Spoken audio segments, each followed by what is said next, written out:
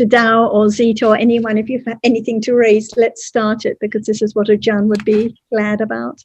Yeah, I do have something that follows on from our Saturday discussion, and it was, well, I've written a little bit down. Does the object which appears, for example, visible object, become clearer and clearer as Panya develops? So that's the first part of it. And the second part, Ajahn was talking about, the visible object arises in a galapa. And so we know that's very, very fast. So visible object arises along with the other rupas in a galapa. Does Panya eventually know that one particular object? That's my question. The first point, the visible object. So as understanding develops, the understanding understands that visible object better and better until when there are moments of satipatthana, as Ajahn always says, the object appears well, but not clearly yet, as in vipassana jnana. But when it's direct understanding, of course, it understands that visible object much better than when it's just wise reflection. And when the understanding penetrates deeper and deeper until it is vipassana jnana, only then does the object appear really clearly, because it penetrates that reality as it is, and even more clearly when it penetrates the arising and falling away of that reality. So as understanding develops, yes, it is, the object appears better and better, or more and more clearly. And with regard to the visible object in a kalapa, so as you say, whenever visible object arises, it has to arise with at least 7 other rupas, the 4 primary rupas, and also taste, and also nutriment, for example. So the visible object is conditioned by the other rupas in that kalapa.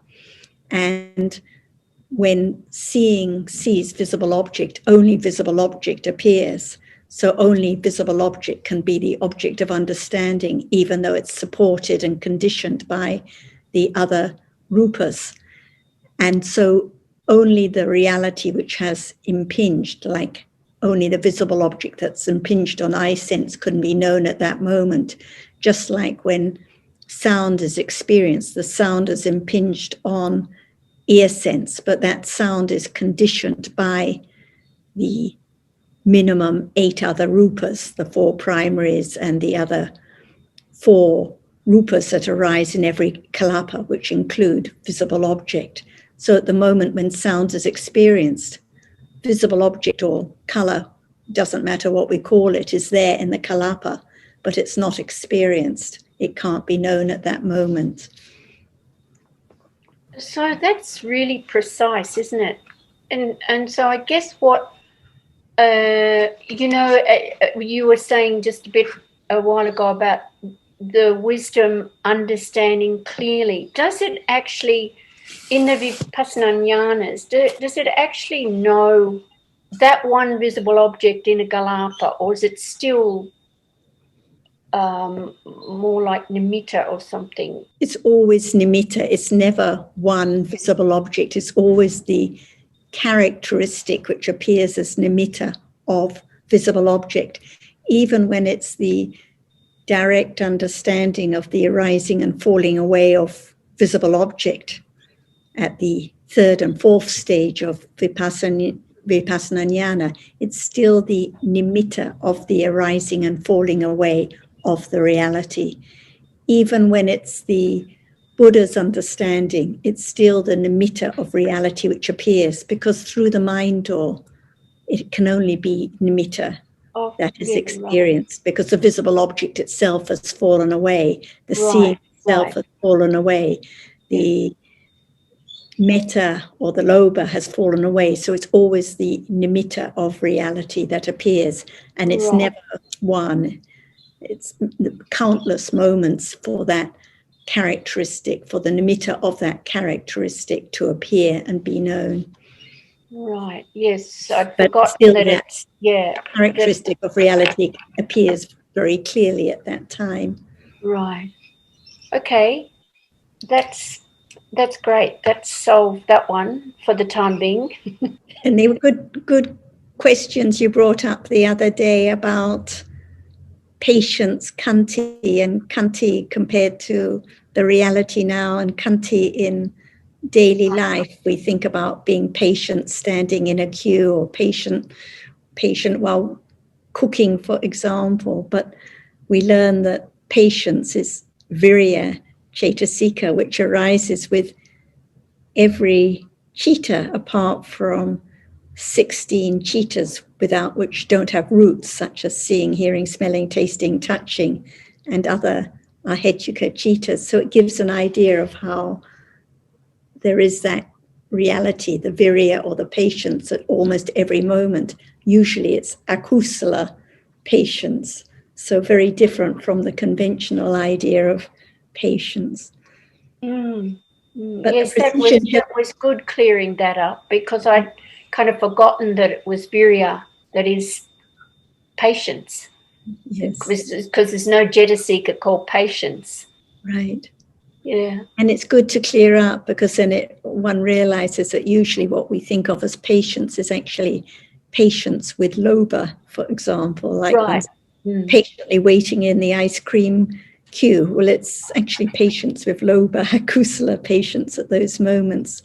So the precision helps a lot, and it helps to understand that no one can be patient. They're just different dharmas that arise with different chittas by conditions. Yes, because I think that kusala patience, the virya, is like, oh, look how good I am. I'm not getting irritated by waiting in this queue for my ice cream. So, yeah, it did clear up a lot for me. So it was great. Or patiently waiting to ask one's question to Ajahn or something like this. But what kind of chittas? And they change all the time, but mostly, as we know, because she's talked so much about the asavas arising straight after seeing and hearing. So usually the lobha is there unknown. So that's usually patience of lobha at those moments. The other good thing that I learnt on Saturday was bhavasawa. Because I hadn't thought deeply about it, it's clinging to life. But who clings to life, as it was pointed out to me? It's me that clings. So that was it was quite funny, because at the end of the discussion, I was recording it, and got out of the meeting and everything. And then I heard myself on my own little recorder go, wow, about the whole meeting. So it made me laugh, because it really was a fairly wow situation for me last Saturday. So it was great. And sometimes it's not as though it's anything new that is heard, but it can be the right thing at the right time that is heard for it to make sense. Yeah. Maeve is patiently waiting. Yes. Hi, Maeve. Good to see you. Hello. Well, just picking up on the idea of patience, what does this discussion mean in the context of patience being a Paramattha Dhamma, and where we read that the support, or the supporting condition for patience is actually restraint? How do you relate what we've been discussing to that, I suppose, description of patience? So, as we just mentioned with Zita, so patience is virya cetasika. So it's Paramattha Dhamma. It's a cetasika that arises and falls away at each moment. So at any moment of kusala or akusala, then virya is there. Usually it's unwholesome patience, the unwholesome Paramattha Dhamma. And as restraint, usually when we talk about the restraint, we talk about the virati cetasikas, when it's wholesome restraint, like when there is restraint from speaking or acting in an unwholesome way. So kusala patience, kusala kanti has to be there at those moments of virati or restraint. But there can also be unwholesome restraint. One may restrain from speaking harshly, but actually it may also be with lobha because one's concerned about one's reputation or something like that. So there can be wholesome or unwholesome restraint. Like a child may restrain from getting angry at school because it doesn't want to get into trouble with the teacher, but it may not be any kusala at those moments. But when we talk about restraint, we're talking about kusala factors and kusala patience at those moments. I don't know if Alberto or Sukian or anyone else has anything they'd like to add. No, Maeve, when you were thinking that you were saying that normally we say when it's restraint, that's when there's patience. So there's patience even with restraint. There's virya with restraint too. So sometimes it manifests as restraint, sometimes as patience. And I was thinking when Azita was asking on Saturday, I thought that she was referring to patience as in kusala without panya in daily life, as in a moment of metta, that sometimes the manifestation is of being patient when there's metta. So Sarah, can you say something about that? When it's patience without panya but kusala. So at any moment of kusala, I think there must, of course, there is kusala virya. I think there is kusala patience at those moments, but without understanding, it's quite unknown. Like if someone speaks harshly and there's metta and kindness and understanding and forgiveness, then there is patience at those moments, but without understanding, it's not known. So patience can be with or without any understanding. Because I mean, I don't want to, let people come to the conclusion after the discussion on Saturday that it's only people who have heard the Dhamma can have real patience, that means kusala patience. People who have not heard the Dhamma can also have patience. And just like people who have never heard the Dhamma may naturally, by accumulations, have a lot of metta, a lot of kindness, they, by accumulations, may have a lot of kusala patience. They may have no difficulty with eating whatever is given and so on. So anytime there is kusala, there's kusala patience, but without understanding usually what is akusala is taken for what is kusala. Yeah, and also I think another aspect is about paramis, about kanti parami, which needs panya to be kanti, like also other paramis. They all need understanding. So I think it's a bit more. It's a bit more deeper than when the Buddha talks about patience. It's not. I don't think it means patience the way we take it. It's maybe patient about not taking the visible object for something, or not taking what is on the screen for people and this sort of things. The patient is not taking anything for self. It takes patience in the sense that it needs viriya, because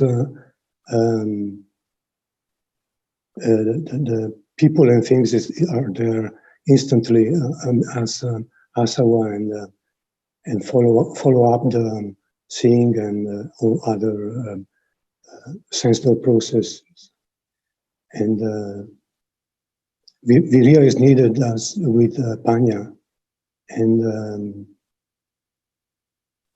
when it's there with Panya, it's Kanti, I think. Right.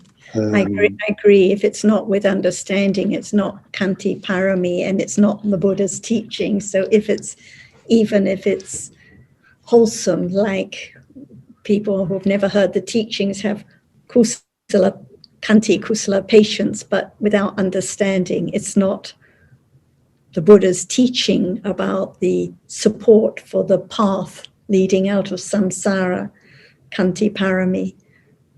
So the understanding that it's just a Dhamma that arises and falls away like any other Dhamma is very important. It may not be Kanti Barami, but is it Kanti? Can it be Kanti, just Kanti, without understanding, and not as a Barami? I think so, because as the Ajahn always stresses, Kanti is virya and arises with every citta apart from 16 ahetuka cittas. So Kanti at those moments, but well, it's virya at those moments, and when it's wholesome, I think it's Kanti, but it's not Kanti Parami when it's not arising with understanding or conditioned by that understanding. But I think that Kanti just refers to the wholesome patience, the wholesome virya. Any moment of kusala is it is patience, because patience not to not to take things for even just kusala. It's sati and its other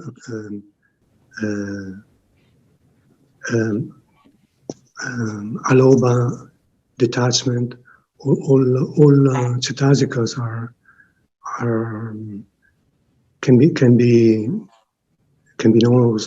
known as kanti, because it's a different, completely different attitude towards the object, towards instead of taking it for self. Even moment of dana, it needs not thinking about the self. Otherwise, how can there be of dana or sila or anything with thinking about oneself? That would be very hard things to do, I think. Don't you agree, Sukin? It's like sati. So even if one has never heard the teachings, there is still sati at each moment of kusala, with each sobhana citta. But it's not the sati of the path or leading to the path if it doesn't arise of any understanding. So just following up on Alberto, what you just said about, if there's the idea of self, how there can't be dana, etc.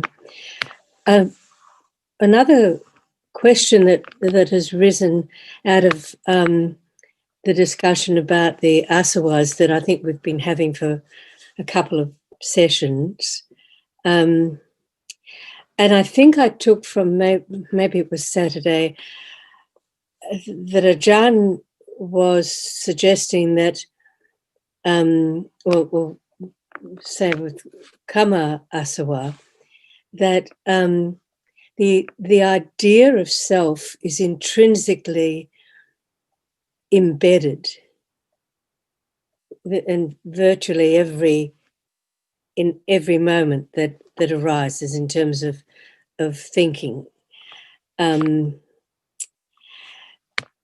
And so the question is around if wrong view is not eliminated until stream entry, how is it possible to develop the idea of not self, when everything that is thought about is actually driven by the idea of, I'm thinking about not self, I'm exploring not self, I'm trying not to have self, all of that whole kind of, it's like a dilemma in a sense, a circular dilemma of sort of being inflicted with a view that prevents access to the right view. So some observations, please. I think Ajahn has been saying that the idea of self is there in the background all the time. Mm. But the important thing about the asavas is that they don't appear, so they cannot be known. Although wrong view is there, it's at a very weak level. But of course, it's not every moment. So there are different moments all the time. For example, at the moment of seeing, there's no wrong view or right view for that matter. And so there are many different moments, different realities arising all the time. And there can be kusala arising in the midst of akusala. It can and does arise in a day, naturally, without having to try. Just as there can be pleasant and unpleasant feeling, and even though it may seem to be all unpleasant feeling, there's pleasant feeling from time to time also. So it's a question of the development of the path is a question of developing understanding of what is appearing at the present moment, of anything, of something that is appearing. It's not a matter of having less akusala of one particular kind or another. Although, of course, the result of developing the path is that akusala is gradually ameliorated and will fall away.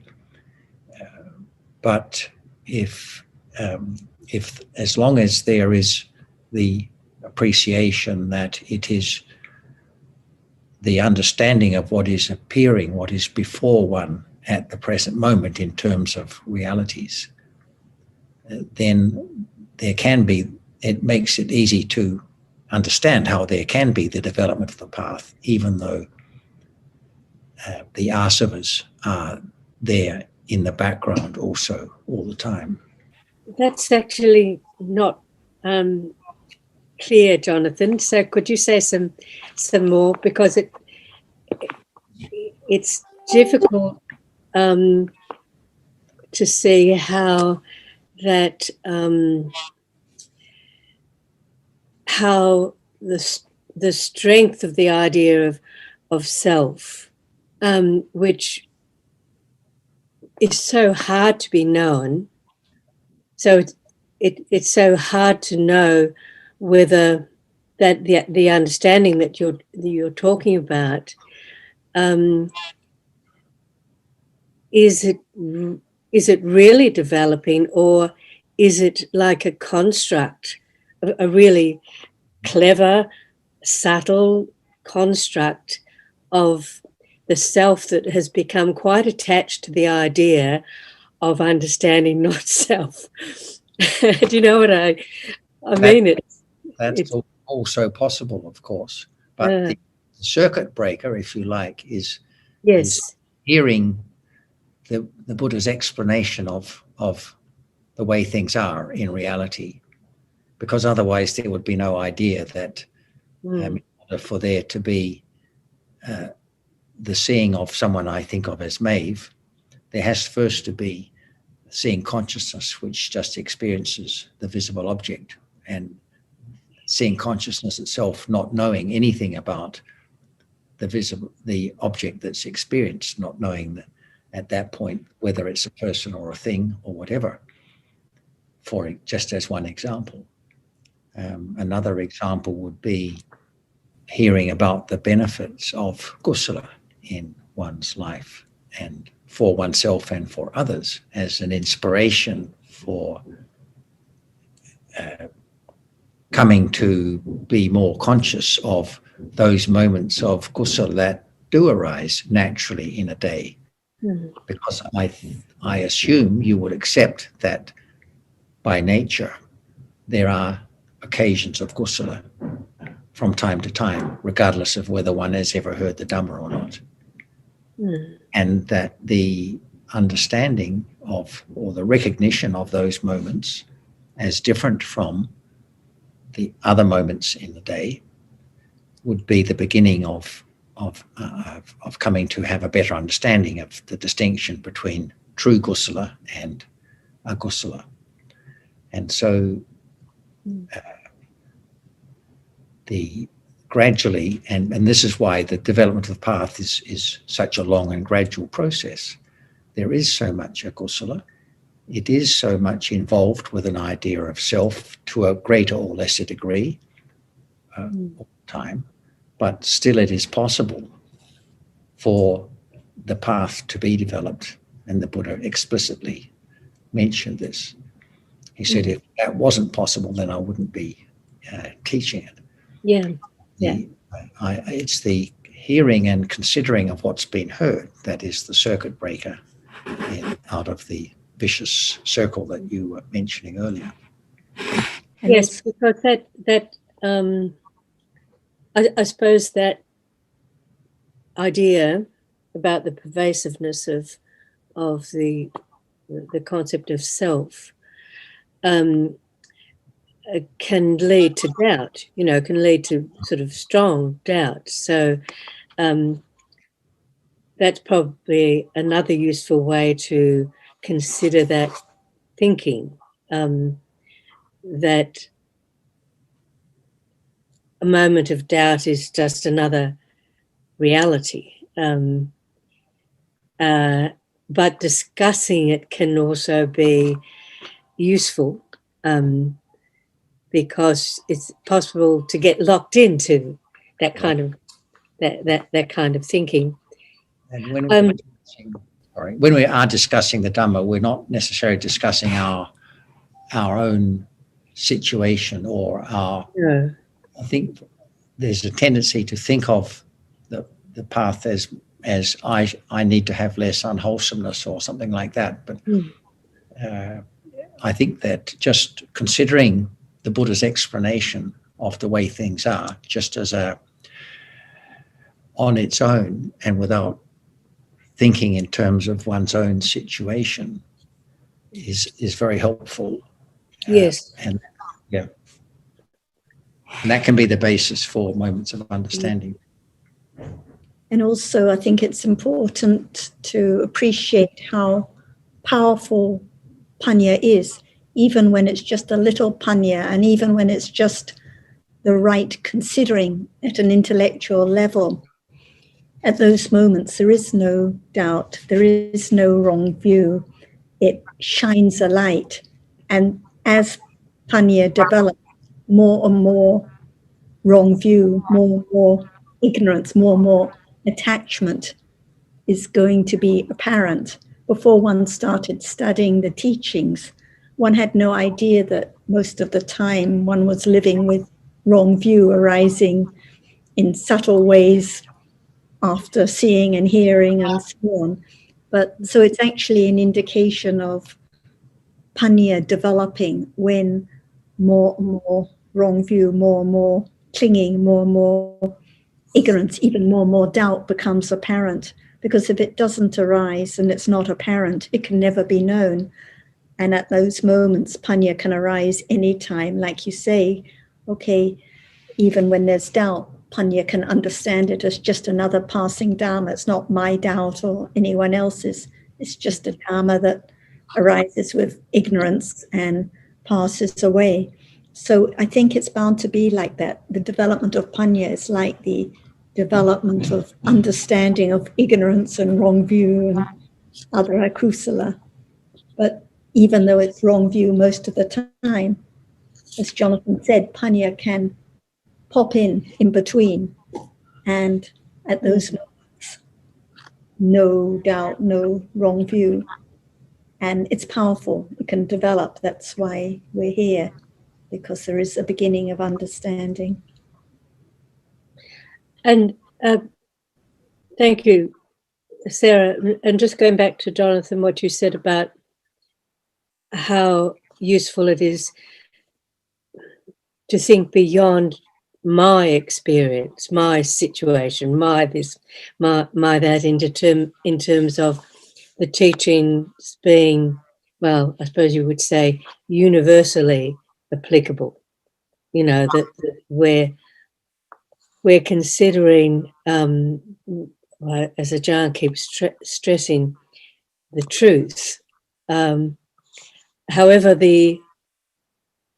in this lifetime, the context for that truth are my circumstances, in a sense. You know, what arises in this particular life are the opportunities, I suppose, for the application of, and I don't mean me applying, but just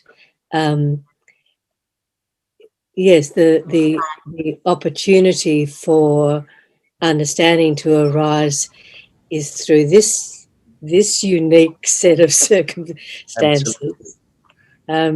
Even when thinking of the teaching in the abstract, there can still be moments of recognizing its application to the present situation. And maybe if I can just give a little example of that. I'm studying a course at the moment, and there's quite a lot of anatomy in it. And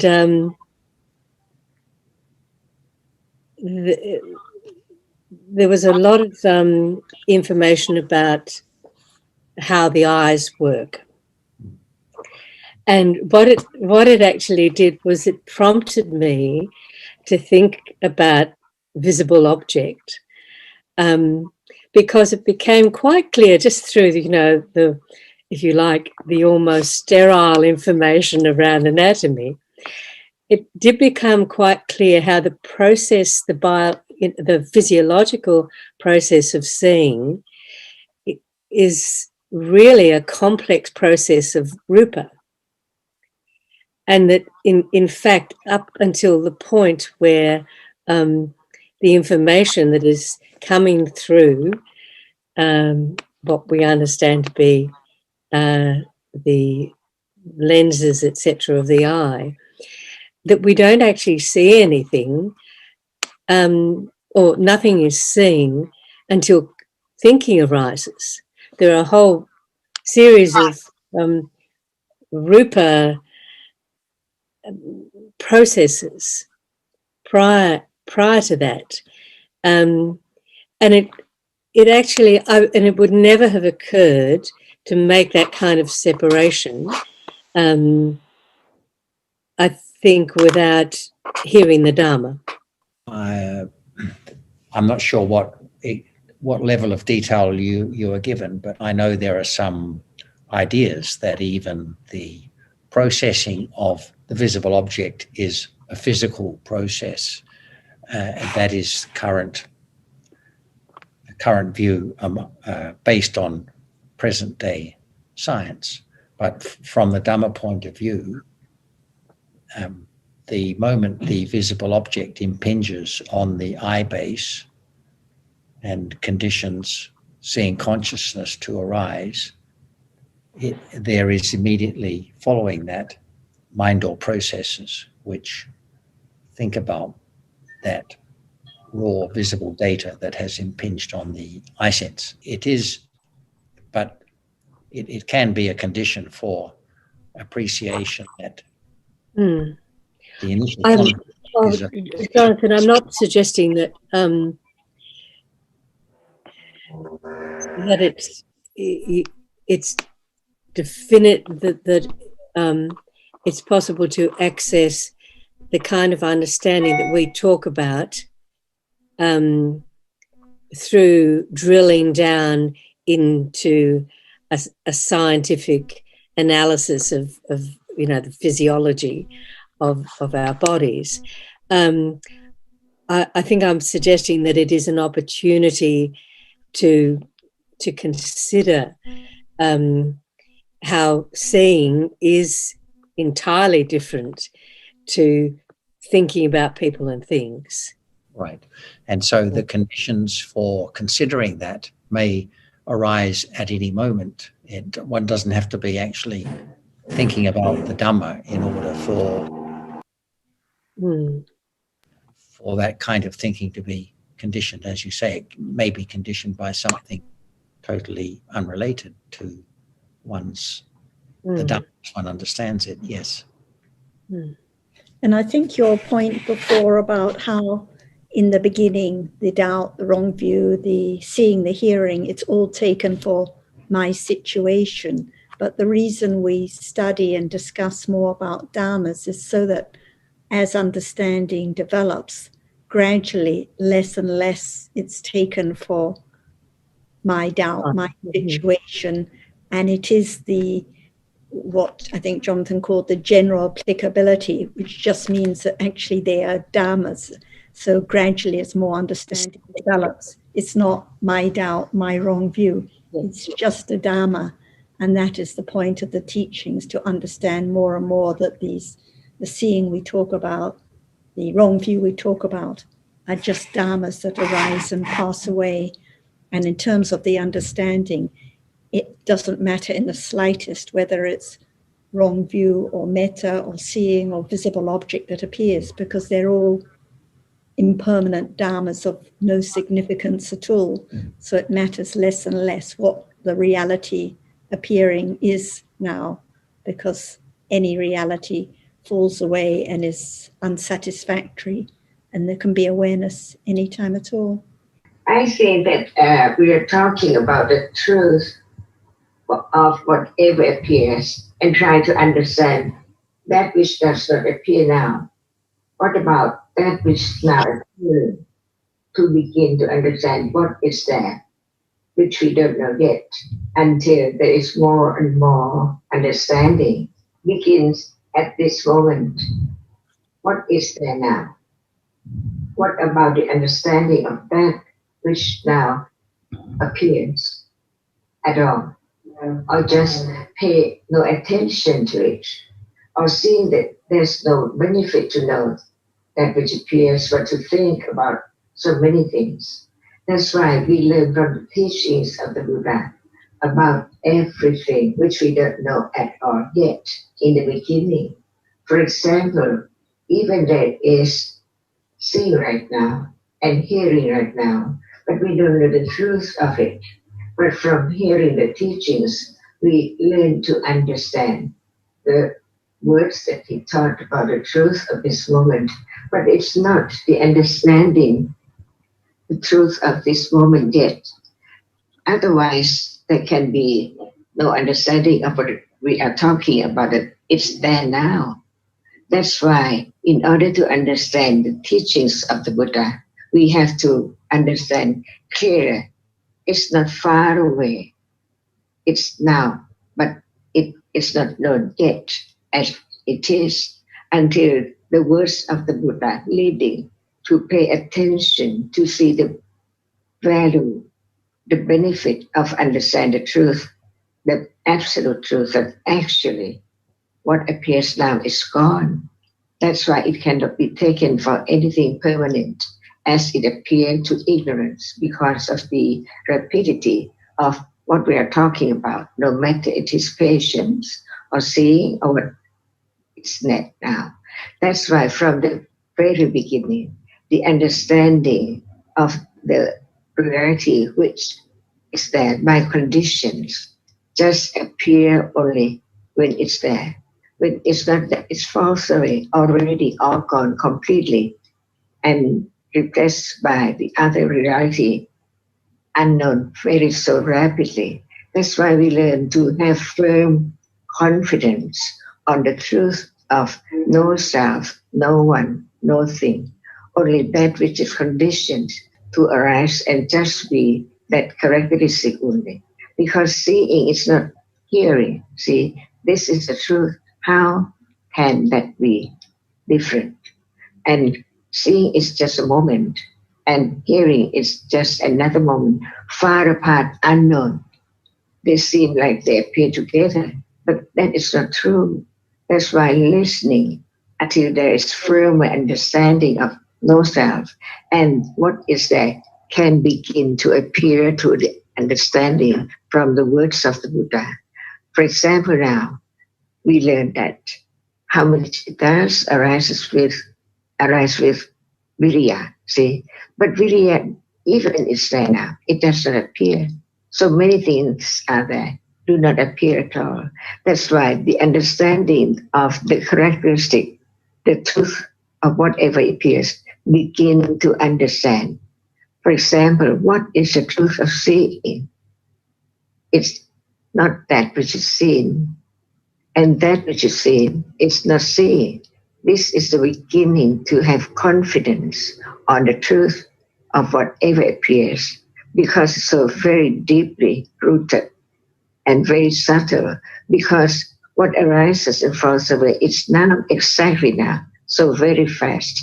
That's why we learn to understand that actually what Buddha said, the object does not appear well to ignorance, but it begins to appear as no self, as no one, little by little, by the words which brings about understanding the truth that it's not I who see, but seeing has to be seeing, because no one can make it arise, but there must be the proper conditions for its arising to have more confidence to understand what Buddha said can be known, because they are there. That's why I begin from each word of the Buddha carefully and more confidence of the truth. Otherwise, we heard with the idea of I, beginning to think about that. But there is the idea of self or of I. But when there is more confidence of the truth, the absolute truth, no one can make whatever appears now to arise, but there proper conditions. Without the eye, there cannot be the seeing at all. This is condition for the seeing to appear now, to see, to arise and see, beginning to have more confidence of each word, which represents reality, which is there each moment. For example, that which experiences is from birth to death. There cannot be any moment without that which experiences an object, but they are all unknown because they are so different. For example, while one is asleep, it's different from when we are awake. And what are there? Unknown all the time, from moment to moment, from day to day, from life to life.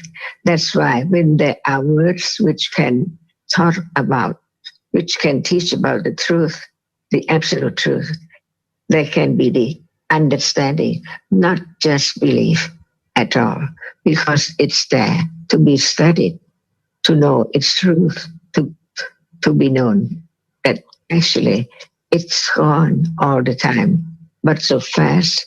That's why what appears is not the arising and falling away of what is now arising and falling away, but from word by word of the teaching, and it's there to be known little by little.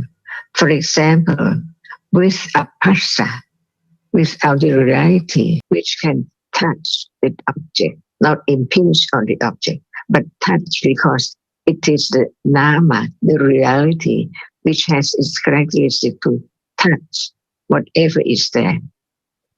And all the other cetasika and citta arises to perform their function, because they cannot be just seeing. There must be feeling and memory of that which appears as well, learning about the truth of each word as its noun. It's the beginning to understand each word is so true, absolute truth, because nobody can change. Otherwise, how can we understand what's meant by virya? It does not appear, but Buddha said, how any citta can arise with virya? and why the other chittas cannot arise with viriya. And the understanding of each word begin to see the difference between the moment of each chitta. For example, seeing is conditioned to arise. What conditions it is the 7 cetasikas, and these cetasikas and chitta arises from a karma in the past, because nobody can experience or see what everyone likes to see. Begin to understand the truth of whatever appears, and there can be the other moment. But as seeing is different from thinking, so thinking needs more conditions to think about that which is not seen, but can be object which can think about. See, this is life closer and closer to the words that Buddha taught about what is there now. And this is the only way to eliminate the idea of self, because the understanding of the object which appears as it is, that which appears as it is, no one there at all. And it takes quite a long, long time to have firm understanding and confidence of the truth of this, which is not self. So there can be the understanding that without the enlightenment of the enlightenment, no one can think about the seeing now, no attention to it, no interest to understand the truth at all. But from his word, it brings about, it's so beneficial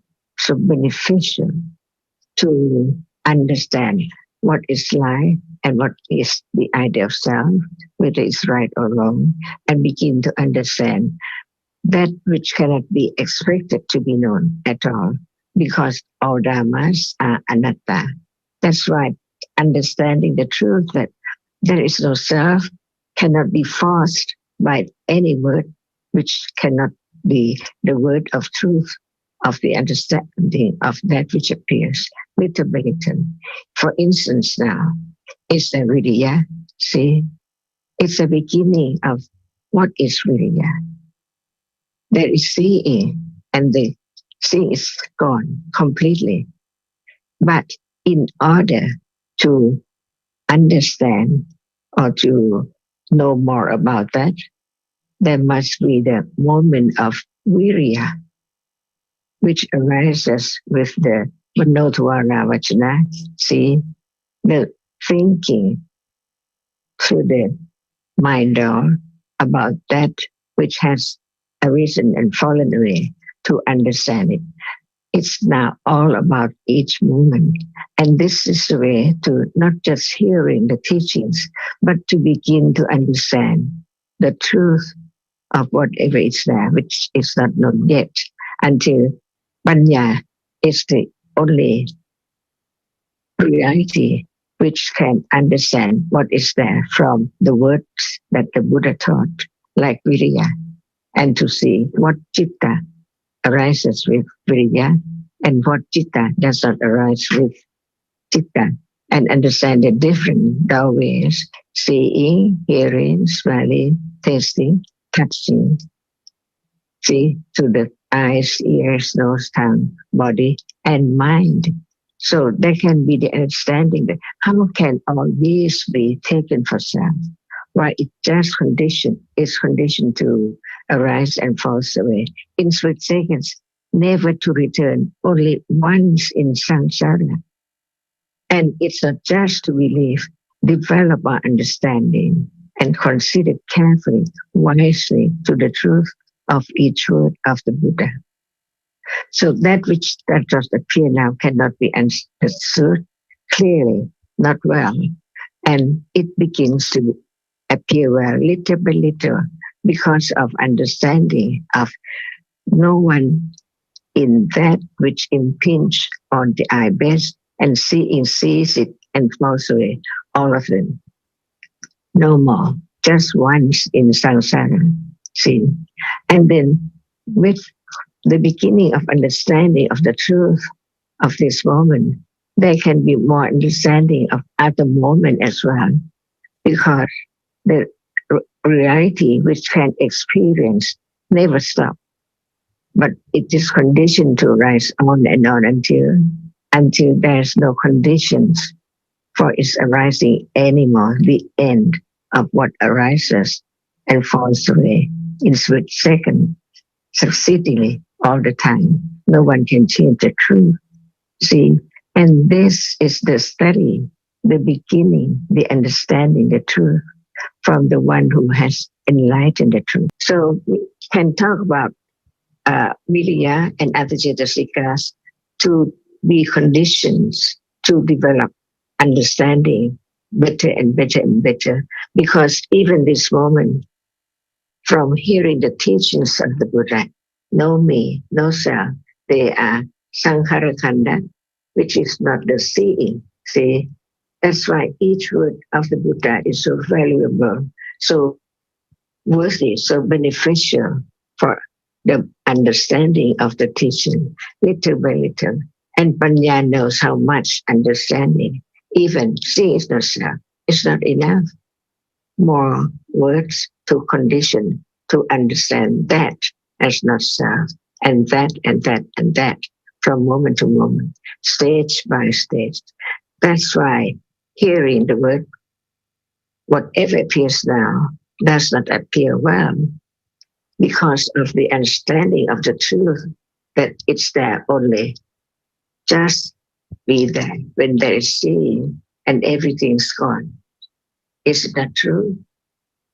So understanding cannot be controlled. Anyone can make it to arise.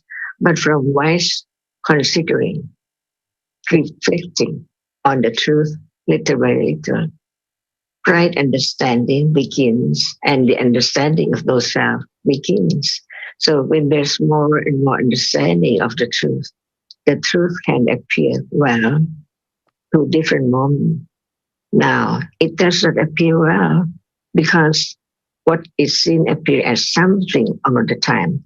So it cannot appear well when there is no panya, which begins to understand that even intellectual understanding cannot make it, cannot condition it to appear well, but it can condition the moment of direct awareness of what has been heard before to be the truth of everything. And the understanding, the moment of the direct awareness with right understanding. Otherwise, it cannot be direct understanding, or satipatthana, or samachana. So how can that object appear well? And in the beginning, it cannot appear as well as panya, develop more and more understanding of whatever is there in higher degree, so it can appear better and better to the more and more understanding of it. That's why we learn to understand that actually what is ignorance, it cannot understand and it cannot arise without conditions, without hearing the truth, considering whether is it true. It's not because the other tell you that it's true, but the words of the truth is there to condition the moment of wise reflection on that, wise considering, is it true? At this moment of talking and listening, there is always seeing all the time. It seems like it's there all the time. How come for it to appear when there's no condition? That's why we learn to understand the truth that everything just arises and falls away in a split second. And what appears is only the nimitta of a characteristic which is different from other characteristics. For example, the feeling of the object which you see, it's not the moment of directly experiencing it, no matter it's what. The chief which can experience the characteristic is not that which like it. Even they are not self, but they are not the same reality. This is the way to learn the teachings that all about now, which cannot be known at all, as what is known as the or anatta, no one and nothing, because it arises and falls away in a split second, never to return. So where's the self or the thing? It's one's own considering from the words of truth about what is there now. Little by little, and what we are talking about will appear as it is, one by one, little by little. For example, sati. We learn about that it's not citta, it's not lopa. And what is it? It's there when, at the moment of not forgetting to do or to be good, giving away for the other's benefit, see, metta and so on, because of sati. Without sati, all wholesome jetasikas cannot arise at all. So we learn to understand different moments in life from now on. They are different, but how can they appear one without the understanding? More confidence or no one then. Otherwise, it's I all the time who think about this and who like that, who hear this word. So Buddha taught about the very subtle reality which cannot be known because of the rapidity of the arising and falling away. Each moment. So it depends on conditions for whatever arise at what level. Like now, it can be conditioned for right understanding about no self. Further, it cannot be taken. And this is the benefit of understanding reality as no self from the very beginning to the end.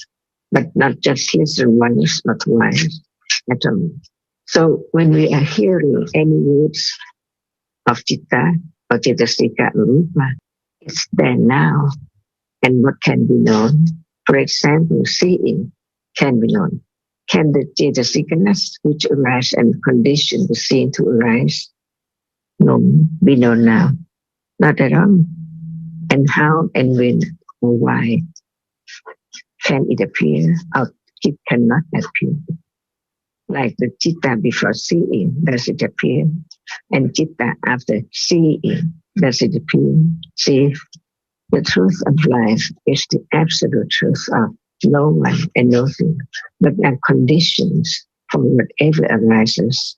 That is the meaning of no one, no self, anatta, and sumita in Pali. So one knows how much understanding of this meaning at moment of hearing the word of truth of it. Does it appear yet? Does it appear well yet? See, all of these must be right understanding only, because it's the understanding of what is now appearing little by little. Otherwise, it's just the words, the collection of the words and the meanings. But what about reality right now? All about now. Citta now, cetasikas now, and rupa now. No self at all. And Panya understands the truth. It's not ignorance, what level of understanding, how much understanding, but of the reality which appears now, not just the word. Does anyone like to understand this or that? Now, impossible. Can the arising and falling away of each moment appear yet? No. All depends on understanding. And as one thing that I know this and I don't know that yet, it's all about oneself. What about the truth now? The understanding is then, or no understanding at all. When there's no understanding, how can there be the understanding of no self? Even the first word, Dhamma. Dhamma is Dhamma, no one. Whatever is real, it's Dhamma, because it's real. Is there anything now? Does it appear? Is there any understanding of it? It can be the understanding of the word about it, but not the direct understanding of the characteristic, which is not self. And how come, without understanding about the it, no conditions to understand that which is now appearing? So the understanding of different level of reality is there. The intellectual understanding level and the direct understanding level, and the more developed of direct understanding, the object appear well and well. So very, very little at a time until Panya grows, so that the characteristic is that can be known step by step, little by little. The first understanding which the object appears well is the first vipassana jnana. Only that level, see, so much more understanding to develop, not forget, and condition for hearing, considering more and more must be to condition such high level too. No one can think that I can do. It's impossible. But no I is the truth, the absolute truth. And from hearing and considering at different level, intellectual level, will lead to direct understanding of one characteristic of an object at a time until its moment of clear, better and better and better, stage by stage. And that is the word vipassana. Vipassana is understanding, seeing, comprehending. We is so well. So many states of object now appears well one day as Buddha has enlightened and taught. And that is the meaning of Snavaka, Buddha, because Buddha is Samma Sambuddho and Paccekapuddho, and the other is Anubuddha, the Savaka, the follower. And from hearing, one can see that how much ignorance of everything in life now. So no one can try to understand that with ignorance of and also wanting, wishing, craving, because it hinders the understanding.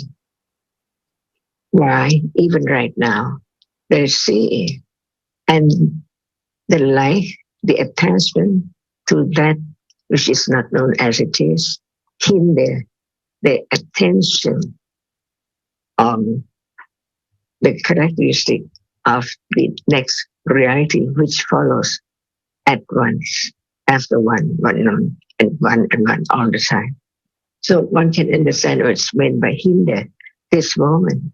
What hinder the understanding of that which arises in false way is the ignorance and attachment, while the other reality succeeds very rapidly, unknown.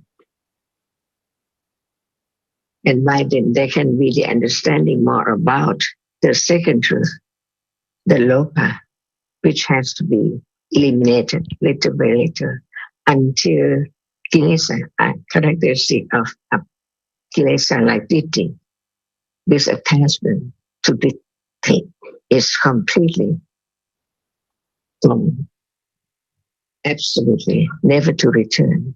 Otherwise, there cannot be the understanding, the what is nibbana, no more arising of that particular kilesa, which can be eradicated by such level of panya, which has to develop more and more until everything is not self.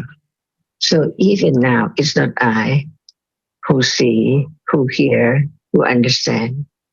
Each moment it's gone, but and conditioned by accumulated to be conditioned for the higher level of understanding.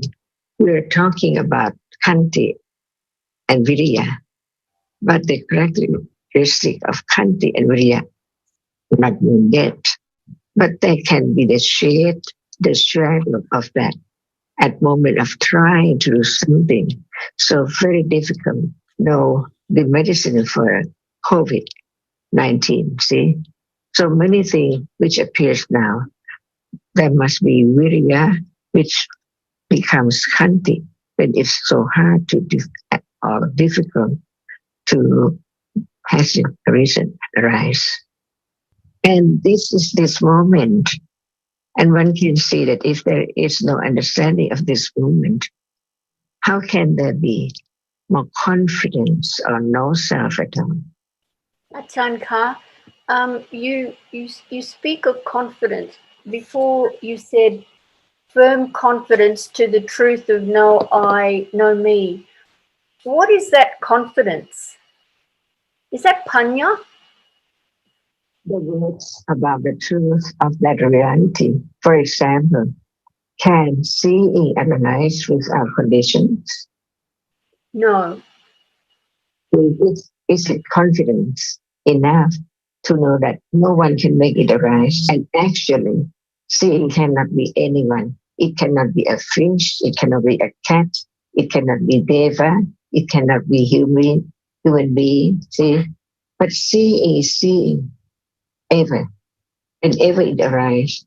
Years ago, and today, and tomorrow, and gone. Seeing cannot be changed. Who can change it? It's confidence about the truth now of seeing. Right. Yes, I understand. And so you also mentioned sawaka. So someone who follows the Buddha's teachings, it's like not everyone follows the Buddha's teachings all of the time. So would sawaka just be something that someone is only sometimes? Because actually there's no one. Even sometime it's conditioned. But ignorance as to that so much, but it's conditioned by it. When it's time to arise, it arises. That's why there cannot be always panya, even in arahata. Moments of kiriyacita with panya and moments of kiriyacita without panya. See, all depends on condition. Kilesa at all. No misunderstanding. Each word has to be true, so true from the enlightenment of the Buddha. Nothing can be changed. What he taught can be directly experienced. Otherwise, he cannot be Samma Sambuddha. To teach with great high virtues, great wisdom, virtues, and karuna, compassion for those who do not understand. And from hearing, there can be condition for understanding. But if someone just heard Dhammas are anatta, they may think that, oh, it's impossible, it's me. And some would think, oh, all right, it's anatta. Not necessary to understand the truth, to realize the truth. All depends on conditions. Because actually, what we take for people and thing and mind or me must be citta and cetasika and rupa. Without citta, cetasika, and rupa, can there be I? Or something? Or life? Or world? But the truth of what we take for world, or me, or self, or something, must be different realities, unknown. Because not enlightenment. If there's no word from the enlightenment of the Buddha, who can know? And how can it be known? It takes quite a long time, and it needs our parami, because so many moments of akusala, each moment cannot understand the truth. But each moment of parami can be conditioned little by little. Sankhara-Dhamma, Sankhara-Khanda, to condition moment of enlightenment or different degrees, like moment of direct awareness, unknown before, no expectation for anything to be such and such, all in a sudden by conditions. So can there be I? Insert, no place. Seeing sees, where's the I? No I. Hearing hears, where's I? No I at all. Because actually, what is there when it appears well, nothing is there at all beside that object which is experienced with such level of panya. For example, now we talk about nama, about rupa. We can understand that that which is there but cannot experience anything, like smell, hardness, color, and so on, cannot experience, but it's real because it has a reason. It's there and then it's gone. And without the reality which experiences it, nothing can appear at all. No world, no country, no trees, all cannot be there when there is that reality which is experiencing only one object at a time. But so fast that it doesn't appear well, it appears as something all the time. Close one's eyes and then open it. Where is the visible object which is seen? So can there be the idea of someone there when there's no visible object appearing? So even that is not known without hearing, considering the teaching of the Buddha and understand the benefit of without conditions, nothing can arise at all. That's the meaning of no I, no self, no thing, only reality. So one has to understand the purpose of listening to the teachings just to understand the truth of what is there now. Otherwise, even the word cannot lead to the moment of direct understanding of what is now appearing. But the understanding of the word anatta and Dhamma will bring about the understanding directly, the characteristic which is learned before as it is.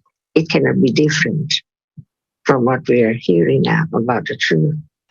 So, Ajahn, even though there's still the strong idea of I, there can be a growing confidence when one hears more and more of the teachings of the Buddha.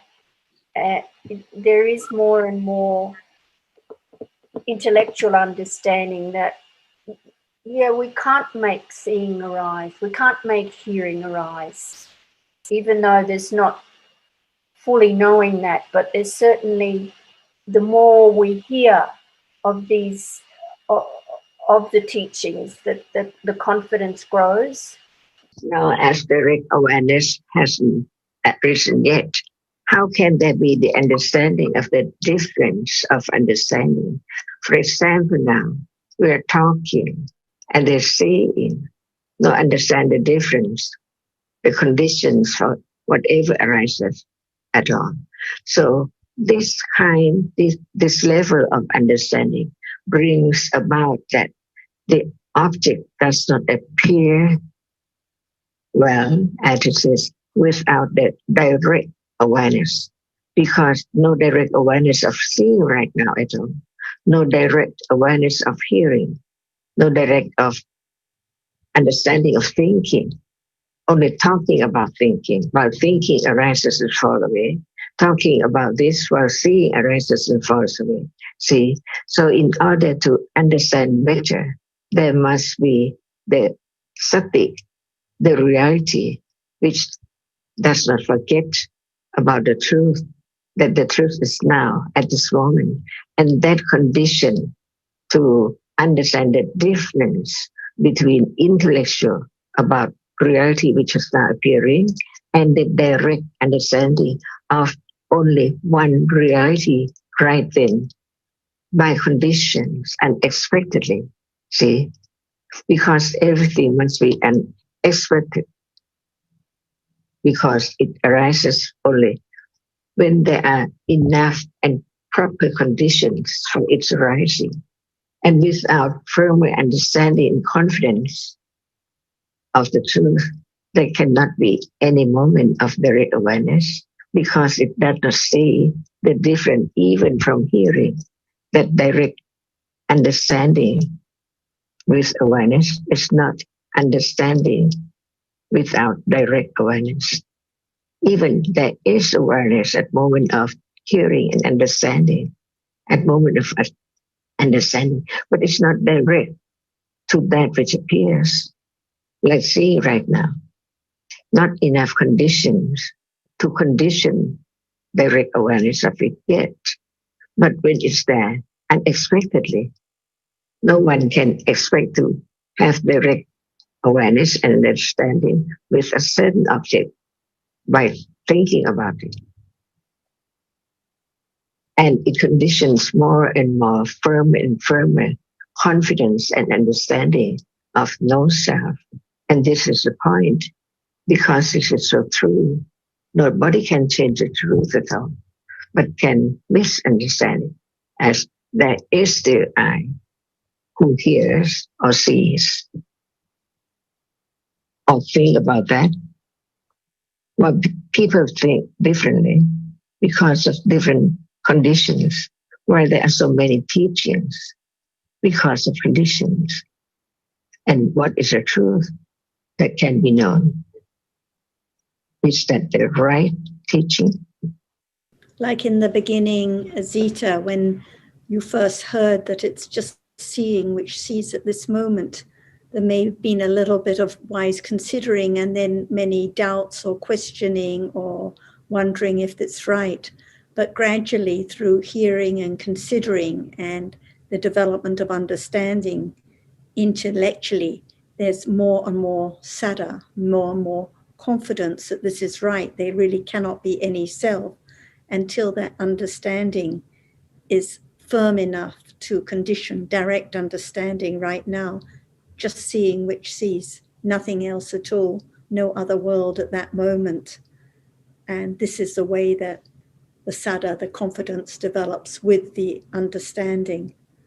And gradually less and less doubt, less and less wondering if this is right, less and less taking it for my seeing. So the confidence develops with the understanding right now of what appears, seeing which just sees, nothing else that can see at all. Well, I think there is no disputing that there is seeing, there is hearing. I mean, there is tasting, touching, those 5 sense objects. And then there's thinking.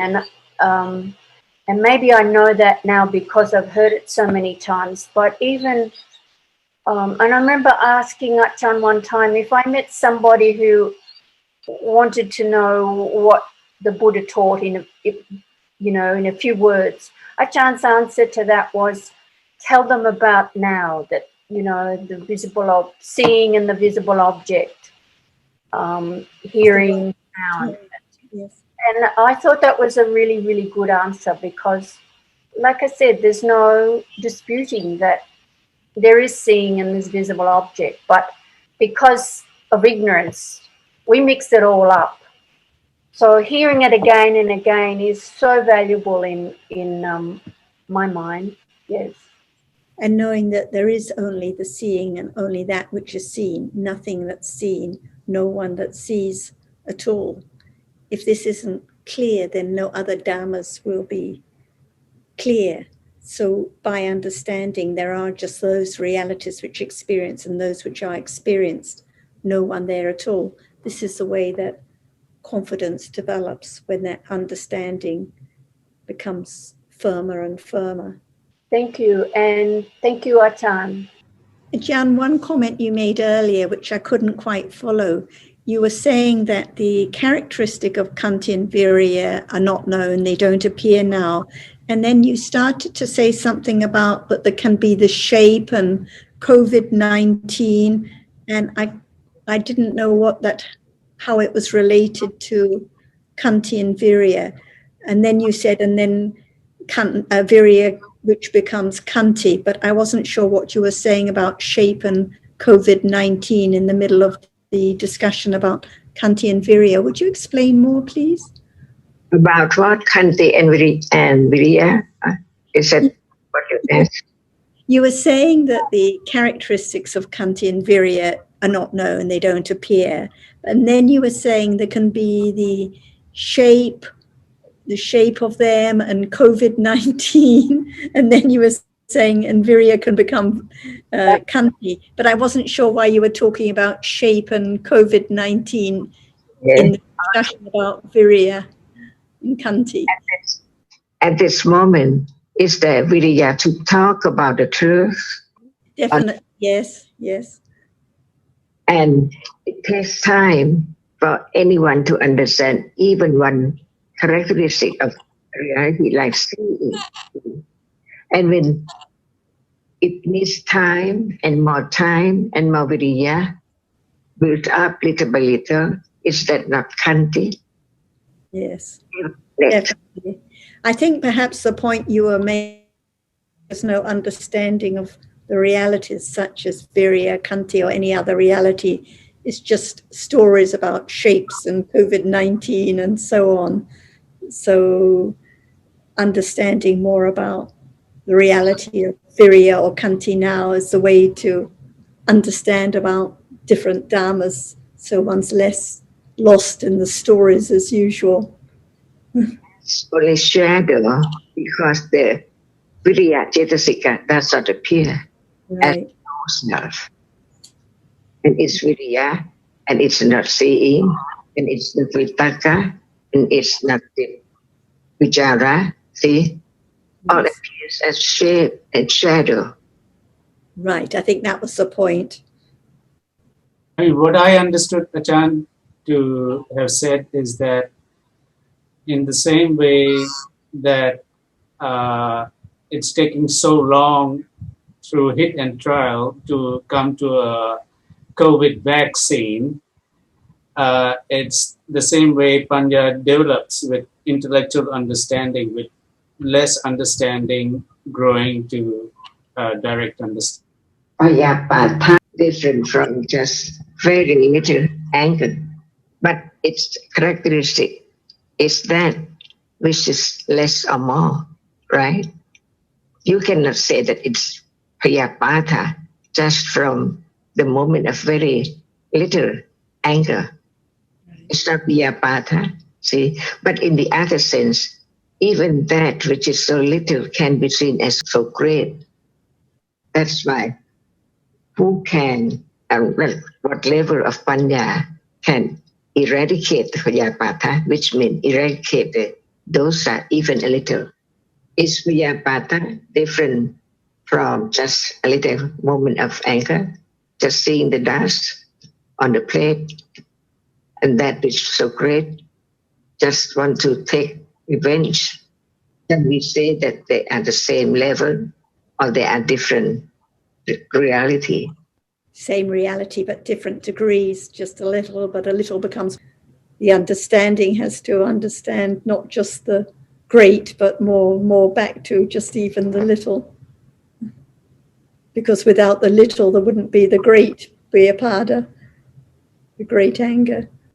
That's right. Even it is so very little or so great, it has to be known as it is. It's what? As a kindness, see? Just as Akusala-Dhamma, just the reality that appears now. The smallest faults, like atoms, that the wise are encouraged to see, not the COVID and not the anyone, but just the Dhamma in this moment. Ajahn, hello. just mentioning COVID, however, I was speaking with someone recently who was very distressed about not being able to visit with her mother, and she was very anxious that her mother would die without her family. And I was thinking about how this has become frequent throughout the world, that people are dying alone if they die from the virus. And it made me wonder what do you think is meant by a good death, or to die well? What does that actually mean from the Buddha's teachings? See, the absolute truth. Anxious at the moment when it arises is there by conditions, or is it anyone without conditions? Can it arise? And when it has a reason, doesn't it fall away instantly? Who can change the way it is? And who can set the time for this moment? Impossible. Mm-hmm. By conditions. So when there is the misunderstanding, taking reality for self or someone, that is conditions for dukkha in different ways and different levels. Didn't Buddha know that everyone has to die? Could he help? No one can do anything when time comes, when the proper conditions there for that very moment to arise. The one who has COVID can die while that person is asleep. See, death can come anytime in any situation, but understanding is better than all. Otherwise, there must be sadness, remorse, and so many things about this and that, to have more and more akusala movement, or to understand that it's useless to have such movement to hinder the understanding of the truth. Yes. Yes. That's why each word of the Buddha is so valuable, precious. The best reality of our realities must be panya, or reality which has conditions to arise and fall away. Without understanding at all. From life to life, from moment to moment. And this can be conditioned for parami, virya parami. And each reality is so hard, so very difficult to understand. And the moment you're trying to understand, it's virya, and try more and more to understand, thinking carefully, wisely, condition the moment of understanding, whatever is better and better. See, virya and khanti. Ajahn, you just mentioned death while fast asleep. Is that, would that be an example of when past karma conditions the next Patisantichitta? Which one? Don't know. But since you were saying it's death while fast asleep, it means at that time there's no thinking, and there's no seeing, there's no thinking before Tritichitta. So would that be a condition, a time for past karma to condition that last javana? There is not only one condition to condition anything to arise. There are more than one. And that's why we have to understand from the very beginning what citta is vipaka, the result, and what citta is the karma, the hetu or the cause. So there must be different conditions for whatever arises.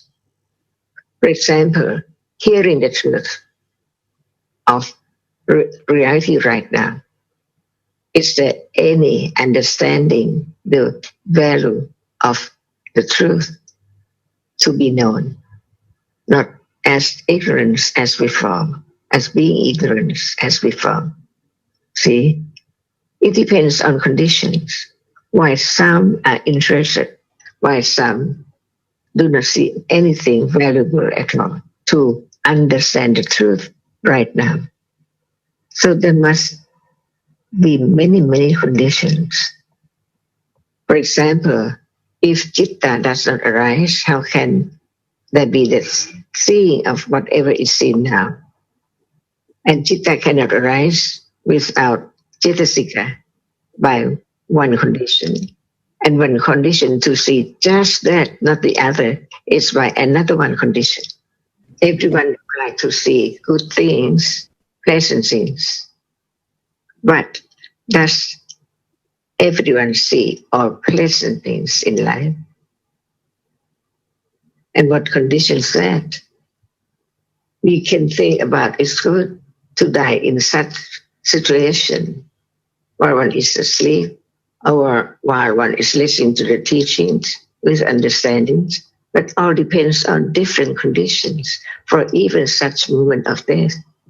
When and where, who knows? By conditions. Yes, even if one dies while listening to the Dharma, it may be attachment just before death or boredom or anything we can't say.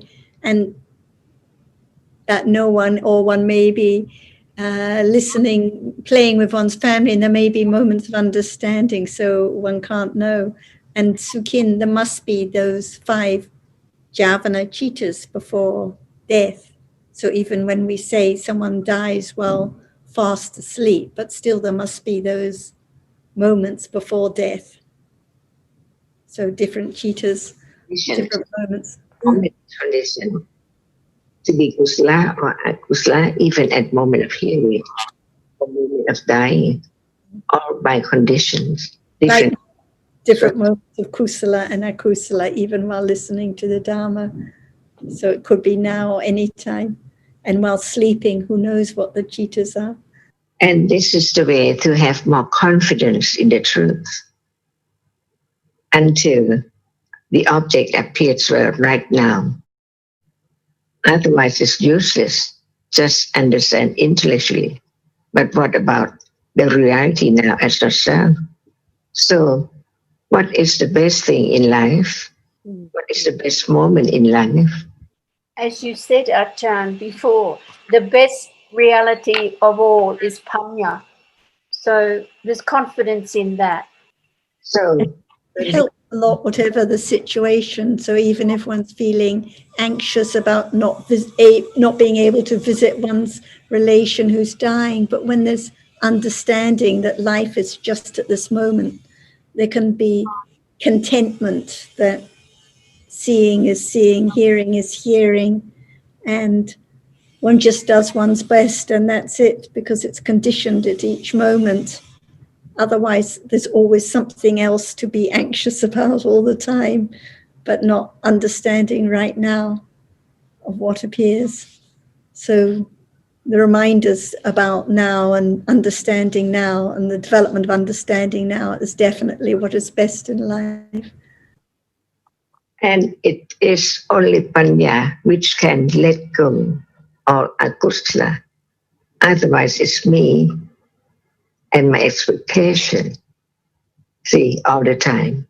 So even right now, when panya is there, at level of understanding the truth firmer, it let go the idea of I'm likely to be this or that, or try to be this or that.